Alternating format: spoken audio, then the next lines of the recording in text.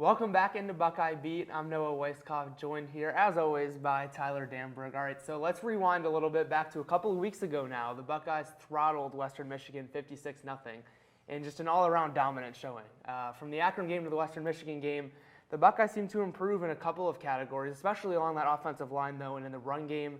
Against the Broncos, Ohio State tallied nearly 700 total offensive yards, which included 410 through the air and an additional 273 on the ground. But it was the rushing attack that I think really took the biggest leap in that game, starting with the offensive line. 6 rushing touchdowns, and the offensive line paved the way. Quinshon Judkins, the highest-graded Power 5 running back in Week 2 by Pro Football Focus. And those 6 rushing touchdowns, the most under Ryan Day since he took over in 2019. And Quinshon just looked more comfortable. Just from watching him, he looked more comfortable. He was better in the shoe. It's his second game getting going there. So, I mean, and you know with Chip Kelly, he's going to want to establish a rushing attack early and often, and I think he did just that.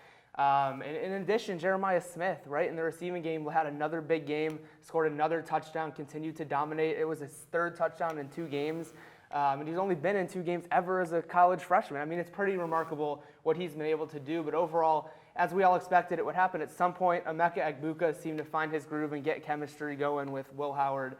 It was on full display, honestly. And Noah, everybody in that wide receiver room has their own attributes. Emeka Egbuka got going, 5 grabs, 98 yards. Obviously, you've got your vertical threats in Jeremiah Smith, throwing Carnell Tate as well. But Egbuka is the definition of the yak guy, yards after the catch. And you look at that Jeremiah Smith touchdown, right? He catches it, 10 yards down the field, and just zooms past 5 or 6 defenders. Pretty awesome to see that in the passing game. But, talking about the defense, we already discussed how dominant the offense has been, but the defense was just as dominant, if not more.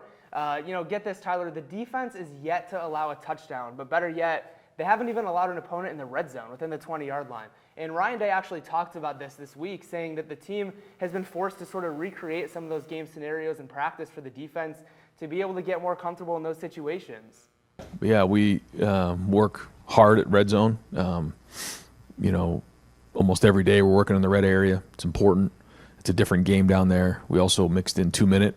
We had some 7-on-7 2-minute. We had some team 2-minute because all those things are coming. And then at the end of the game 2-minute, and then second half or first half 2-minute. We haven't hit on that yet. We want to do a better job on that on offense, but also on defense. And then coming up and watching some of these games, even like the game that happened last night. There was a 2-minute there at the end, and just even the conversation that we had about, if we're in that situation, what do you do? And constantly talking about those types of things, and then trying to design them in practice so that we're ready when they happen, because as we all know, they're coming.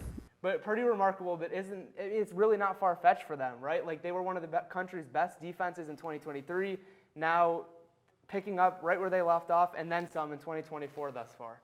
And to further your point as well, not only have they barely let teams into the red zone, they've only let Akron and Western Michigan into the plus side of the field 4 times, regardless of the opponent, regardless of the offense.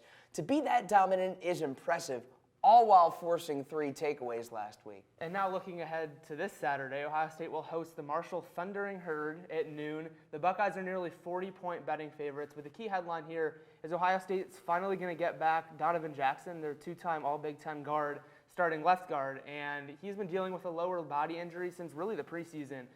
He was out for the season opener against Akron, and then listed as available for the second game against Western Michigan, but never took a snap. So now Ryan Day is saying he's fully ready to roll. It's the final domino really for this offensive line, now allowing the unit to be totally at full strength. And of course, give credit to Austin Sareveld, who stepped in and filled that void left by Jackson. Tegra Shabola growing that confidence on that right side of the line. And those 2 guys have really helped trudge the running game in the interior. Yeah, and I mean, you look at Austin Sareveld, Ryan Day had really big props and kudos for him and what he's been able to do. And he also said that he's going to continue to see the field. They just don't know necessarily in what capacity, but they want to continue to groom him and to get him going just because they know that they're going to need that depth there down the road. Now, I mean, looking at this offensive line, you can see that they've continued to dominate and provide a boost to the rushing attack for a second game in a row. What I'm really looking for this weekend is to see how Travion Henderson and Quinshon Judkins can continue growing together. We know that it was crazy that Quinshon had wanted to come here in the first place. A lot of fans did not expect him to want to share a backfield with a guy like Travion, but now, looking at this last game before the Big Ten schedule opens up, I think that that rushing attack is really what you want to see continue to blossom, if it even can get better. Depth is the key at every single position group this year. On the other side of the ball, I'm keeping an eye on the linebackers. Cody Simon returned to the fold, the Block O selected linebacker. Made his debut 2 weeks ago, I should say, against Western Michigan and shined. And then Arvell Reese has also blossomed as well. True sophomore to Glenville High School in the Cleveland area. The linebacker depth is at a surplus for James Laurinaitis, and it's going to be really interesting to see how many 3 linebacker sets we're going to see from Jim Knowles. Talk about impressive. Arvell Reese seems like every time he's on that field has been all over the place. Now, Marshall's not going to go down easy. We know they'll be amped to have this opportunity to play in front of 100,000 plus in the shoe. One guy for me to keep an eye on for Marshall is redshirt sophomore defensive end Mike Green, the 6'4", 248-pounder, has recorded 3.5 sacks in 2 games. So I'm really interested to see how he fares against this offensive line that's continuing to get their feet under themselves. Thundering Herd have the best third down defense in Conference USA, top 35 in the country. On the other side, rushing seems to be their main MO. Keep an eye on A.J. Turner, Conference USA's 4th leading rusher with 222 yards. Marshall is 35th in the country in rushing offense. Look for some more ground and pound against a stout Ohio State defense against the run. Yeah, all right. Now, like we do every episode, let's get into a few of our game picks for this weekend around the country. Let's start with one of the biggest games this weekend. Number 11 USC headed up to Ann Arbor to take on the number 18 Wolverines. Now, Tyler, for me, Michigan named a new starting quarterback this week in Alex Orji. Now, their offense isn't super consistent, and it's not consistent enough for me to be able to pick them in a game. Even at home, I need to see Orji prove that he can use his arm and beat you through the air before I can pick them in a big game. I trust Miller Moss and what USC has done up to this point more. Miller Moss has been incredible since that Holiday Bowl. Make no ifs, ands, or buts. And USC's defensive line is going to look to wreak some havoc against a Michigan O-line that is a little bit different from their previous Joe Moore Award ways. They've allowed the 13th most pressures in the FBS, and they're going to be protecting a first-time starting quarterback. Yeah, now we can move into arguably the game of the week that will be number 6 Tennessee when they head up to Norman to take on number 15 Oklahoma. And Tennessee goes on the road and is still a touchdown favorite. You can believe the atmosphere is going to be electric in that stadium, but I have a hard time picking against such a good offensive team in Tennessee. The Volunteers have notched 69, 51, and 71 points in their first 3 games. Man, is it going to be hard for them to slow that down there in Norman, but I'm really taking Tennessee to take care of business here against Oklahoma, despite the home field advantage. No, we could sit here and watch Nico Iamaleava highlights, and we don't even say a word for the next 5 minutes. He's the 12th most efficient passer in the FBS.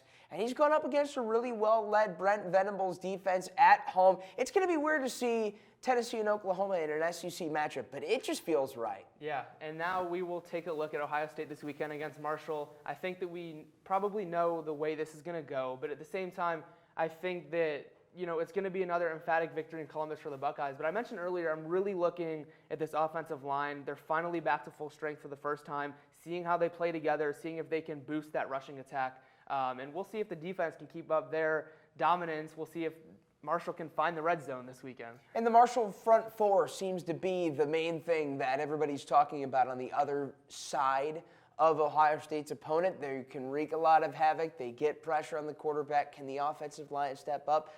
Thundering Herd in 2022 beat Notre Dame at Notre Dame after they beat Ohio State. They beat Virginia Tech, albeit at home, in 2023. So they have slayed some giants and some good teams. We'll see what they can do, but ultimately, I've got Ohio State winning as well. And Ryan Day says it all the time. Ohio State needs to focus on themselves, and that's all. If they execute, then the rest will take care of itself. But all right, that'll do it for this episode of Buckeye Beat. We'll see you all back here right here next week to review the Marshall game, and then finally preview the Big Ten seasons getting underway. So for Tyler Danburg, I'm Noah Weiskopf. Have a good weekend.